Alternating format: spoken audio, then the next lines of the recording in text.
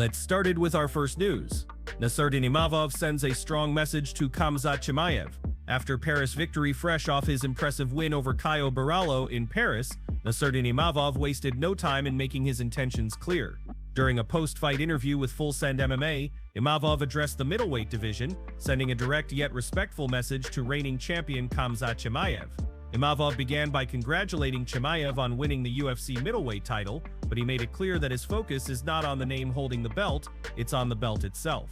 "Congratulations on winning the title," Imavov said. "I'm not calling you out specifically, I'm calling out the belt. It doesn't matter who has it, that's all I want." This statement reflects Imavov's mindset as a contender. While many fighters aim for high-profile rivalries or personal grudges, Imavov emphasized that his ultimate goal is championship gold. To him, it doesn't matter whether Chimaev, Israel Adesanya, or any other contender is holding the title, the belt is what drives him forward. Beyond his call for a title opportunity, Imavov also gave a deeper look into his mindset during the fight with Borralho. He revealed that he sensed his opponent's spirit breaking as the rounds went on. "He was a lot more motivated at the start of the week," Imavov explained, "but every time I touched him it got more difficult for him. It's very difficult to stay motivated when there's no solution to your opponent."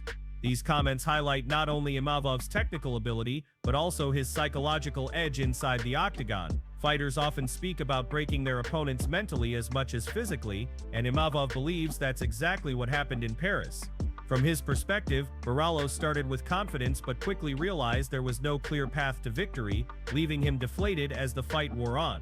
Imavov's performance and post-fight message have sparked significant discussion within the MMA community. Many believe that his measured, professional approach makes him a legitimate threat to Chimaev's reign.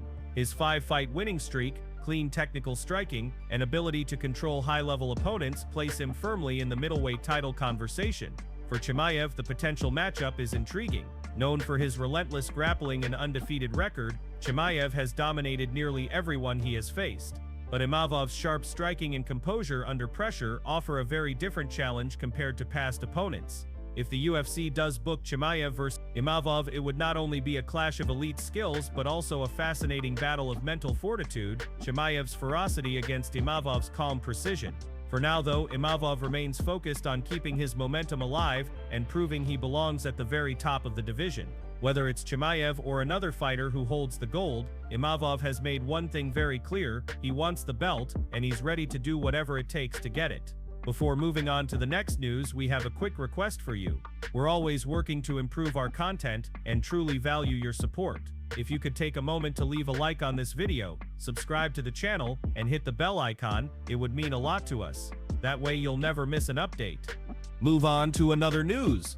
Kamaru Usman sets his sights on winner of Islam Makhachev versus Jack Della Maddalena. Former UFC welterweight champion Kamaru Usman is once again making headlines, this time by expressing his interest in fighting the winner of the upcoming clash between Islam Makhachev and Jack Della Maddalena, JDM. The highly anticipated welterweight title bout is set to headline UFC 322 on November 15th at Madison Square Garden, where Makhachev, the reigning lightweight king, will move up to challenge JDM for his title.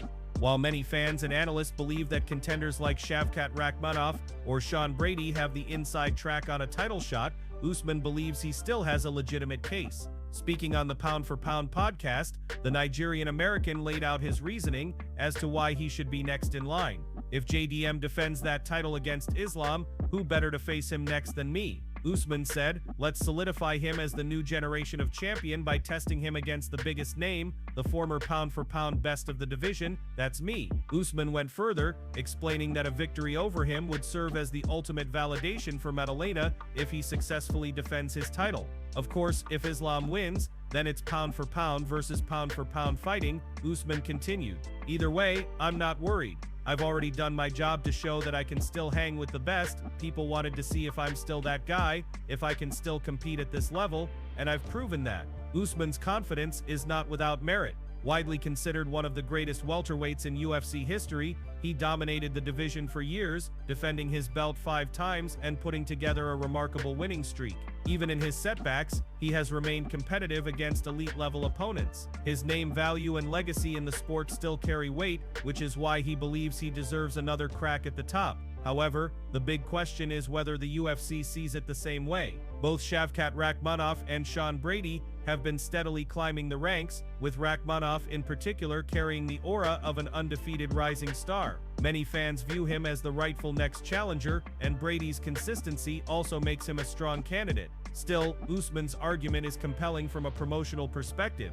A matchup between him and JDM could serve as the ultimate test for the young champion, validating his reign if he defeats a former pound-for-pound king. On the other hand, if Makhachev were to emerge victorious, a showdown with Usman would carry massive intrigue as two of the sport's most dominant champions collide in a cross-divisional battle of legacies. Usman knows the stakes and understands the UFC's need for compelling storylines. By positioning himself as the measuring stick for the new generation, he is trying to ensure his name stays firmly in the title picture. For now, all eyes are on Madison Square Garden, whether it's Jack Della Maddalena continuing his rise, or Islam Makhachev cementing his pound-for-pound status. The winner will immediately become one of the most talked-about figures in MMA, and according to Usman, he's ready to be the next man in line, no matter who's holding the gold. Move on to another news. Sean Strickland criticizes Caio Borralho for cutting weight as backup fighter. Sean Strickland is never one to hold back his opinions, and once again, he has made headlines with his blunt remarks. This time, his criticism was directed toward fellow middleweight fighter Caio Borralho. Strickland openly questioned Borralho's decision-making after learning that the Brazilian had served as a backup fighter for the recent Khamzat Chimaev versus Dricus du Plessis bout, just weeks before his own scheduled fight. According to Strickland, Borralho's preparation for his own contest suffered because of this choice. Speaking candidly, Strickland explained, "Caio is my buddy, but he's an idiot." Strickland said, "He trained with us and was useless. I asked him, 'What's wrong with you, Caio?' and he told me, 'I'm cutting weight. I'm an alternate.' So you're giving up 4 weeks of your camp, cutting weight twice, while having a fight coming up? Whoever told you to do that, please, go hit them." Strickland's frustration wasn't limited to the decision itself. He highlighted how sacrificing weeks of training camp to make weight for a fight Borralho wasn't guaranteed to participate in was counterproductive. In his eyes, it significantly hurt Borralho's performance when it came time for his actual fight. Fans quickly picked up on the irony in Strickland's comments, especially the way he bluntly opened by calling Borralho an idiot. Strickland, known for his unfiltered personality, doubled down when responding to a fan post about the situation. "It was so frustrating. I wanted to hit him," Strickland admitted. "I didn't say anything at the time because I wanted to keep his spirits up, but the truth is he really took some bad advice from someone. That fight wasn't him. What people saw was the result of missing 4 weeks of training and cutting weight twice. That's not how you prepare for a fight at this level." Strickland's remarks raise an important question about fighter preparation and the risks involved in taking on backup roles. While being a replacement fighter can potentially open the door to unexpected opportunities, it also carries significant drawbacks. Cutting weight multiple times in a short period can take a toll on a fighter's body and mind, leading to fatigue, reduced recovery, and poor performance inside the cage. For Borralho, the gamble didn't pay off. Instead of capitalizing on the chance to be a potential fill-in, he seemingly entered his own fight at a disadvantage, having compromised his training and conditioning. Strickland's comments highlight a larger debate in MMA. Should fighters prioritize short-notice opportunities that may never materialize, or should they stay fully committed to their scheduled bouts? Sean Strickland's blunt honesty may come across as harsh, but many fans agree with his assessment. After all, in a sport where preparation and timing are everything, taking unnecessary risks can have lasting consequences. The big question now is whether Borralho will adjust his approach moving forward, or if he'll continue taking chances that may hinder his growth as a contender. Do you agree with Strickland's take? Was Borralho's decision a mistake, or was it a worthwhile risk? Usman, he's ready to be the next man in line, no matter who's holding the gold. Move on to another news. Paddy Pimblett sends a strong warning to Ilia Topuria ahead of potential showdown. The MMA world has been buzzing with fight announcements and speculation, and one of the biggest talking points centers around UFC lightweight champion Ilia Topuria. Just days ago, Red Corner MMA broke major news. Arman Tsarukyan versus Dan Hooker is officially in the works for UFC Qatar on November 22, 2025. While that fight is generating excitement, it also rules Tsarukyan out as a possible first title defense opponent for Topuria.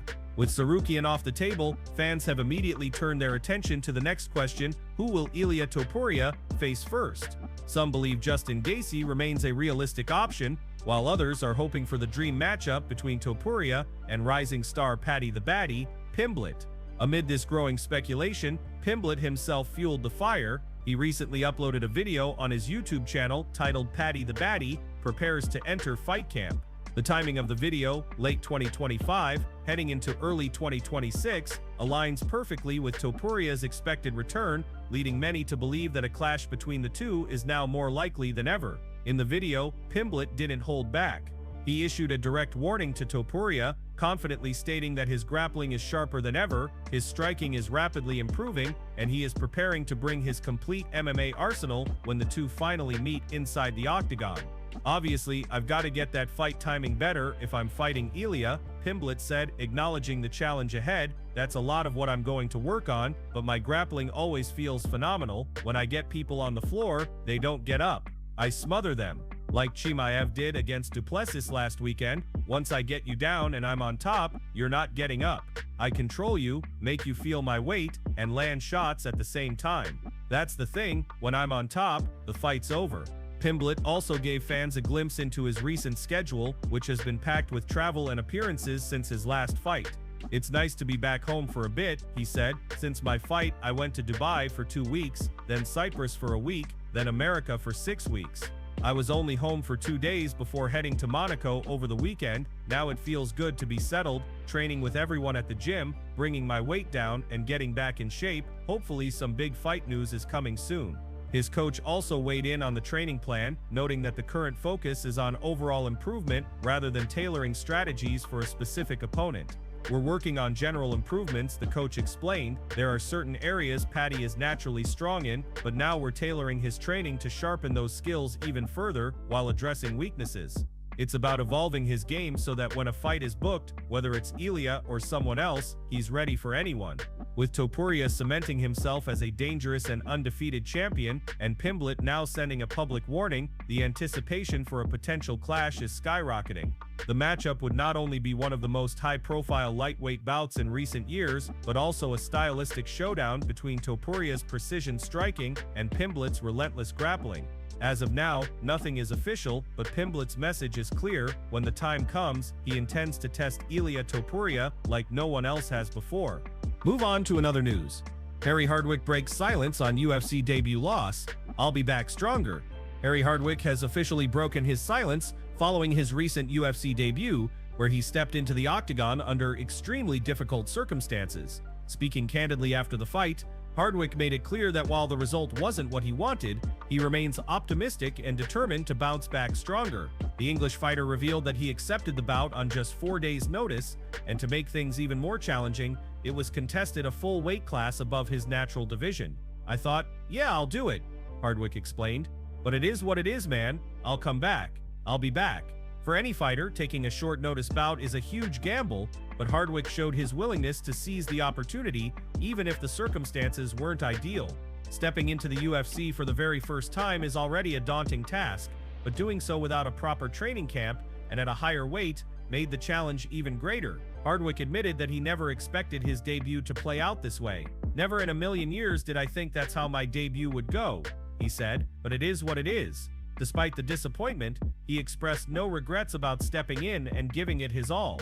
Physically, Hardwick reassured fans that he's in relatively good condition. "I can stand, I'm all right. I don't think anything's broken," he said. "I'm all right, just don't need to worry." His toughness and composure in the aftermath highlighted the mental resilience that has carried him through his MMA career thus far. After the fight, Hardwick even managed to inject some humor into the situation. He mentioned dealing with swelling from the bout and joked about trying to find a way to clean himself up once the ice packs melted. "I'm going to try and find some way of cleaning myself when this ice box melts so I don't have the world's biggest ringworm," he said with a smile. That kind of lightheartedness in the face of adversity speaks volumes about Hardwick's mindset. For him, this loss is not the end, it's simply part of the journey. In a sport as unforgiving as MMA, where fighters put everything on the line, setbacks are inevitable. What separates the good from the great is the ability to learn, adjust, and come back stronger. Hardwick's message was clear: this fight does not define him. While he didn't get the result he wanted on his UFC debut, he sees it as a stepping stone and a valuable learning experience. "I'll be back," he repeated confidently, making sure both fans and the UFC brass knew that his story inside the Octagon is far from over. For a fighter making his debut under such tough conditions, Hardwick earned respect simply for showing up and stepping into the cage. Now, with the experience behind him and time to properly prepare for the future, fans can expect to see a sharper, better version of Harry Hardwick the next time he makes that walk to the UFC Octagon.